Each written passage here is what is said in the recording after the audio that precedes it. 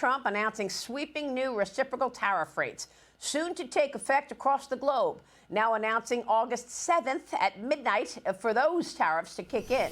These new rates range from 15% to better than 40% on 68 nations and the European Union. One leverage point being the higher the trade deficit with the United States, then the higher the tariff rate that country will pay. The president raising the rate on Canada from 25 to 35%, saying the northern neighbor is failing to curb the flood of fentanyl and other drugs into America. The rate effective today. The president spoke about his other frustrations with Canada yesterday. Watch. Well, they have to pay a fair rate. It's all. It's very simple.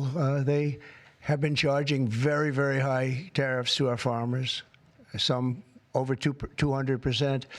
And they've been treating our farmers very badly. They've been treating our country very badly for years. And look, we like Canada. I love Canada. I have so many friends in Canada. But they've been very poorly led. Canadian Prime Minister Mark Carney responding, quote, while we will continue to negotiate with the United States on our trading relationship, the Canadian government is laser focused on what we can control, building Canada strong. We can give ourselves more than any foreign government can ever take away, says the Prime Minister. Meanwhile, President Trump is granting Mexico an extension on its tariffs, writing on Truth Social, we will be talking to Mexico over the next 90 days with the goal of signing a trade deal somewhere within the 90-day period of time or longer. A senior administration official says Mexico has shown a level of constructiveness that has been helpful and that we should expect more trade announcements soon. Lots to unpack there. John Lansky, your reaction. Well, the tariff drama is not over. You know, this morning, we're seeing a knee-jerk reaction by the equity market. In pre-market trading, the Dow is down by more than 400 points in response to some of this unexpected tariff news.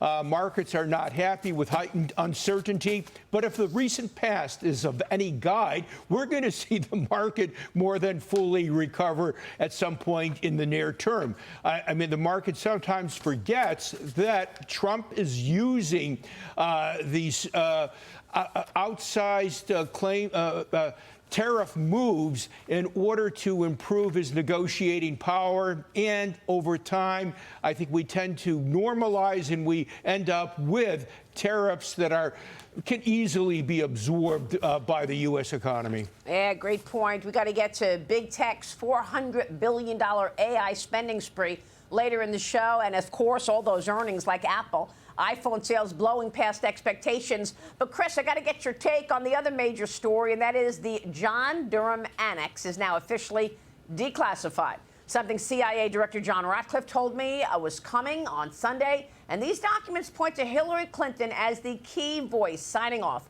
on the entire Russiagate lie. What a scheme. Emails and memos leading up to the 2016 election show the Clinton campaign's then foreign policy advisor, Julianne Smith, constructed the plot. And and the email from July 27, 2016, from the current senior vice president of the Open Society Foundation, Leonard Bernardo, straight up says, HRC, Hillary Rodham Clinton, approved Julie's idea about Trump and Russian hackers hampering U.S. elections. That should distract people from her own missing emails, especially if the affair goes to the Olympic level. Another saying, quote, Julie says it will be a long-term affair to demonize Putin and Trump. Later, the FBI will put more oil into the fire. Unbelievable, damning memos. These memos also suggest former President Barack Obama put pressure on FBI Director James Comey to wrap up the probe into Clinton's use of a private email server to receive classified information, Chris. It's all right there in black and white. Yeah, and it makes me wonder how much these folks that are quoted, talking about this scheme really believed that it was real or were just purely fabricating these things. And regardless of whether or not they believed it was real at the time, what they were doing was obviously trying to find information that was not there, and that's what this report says.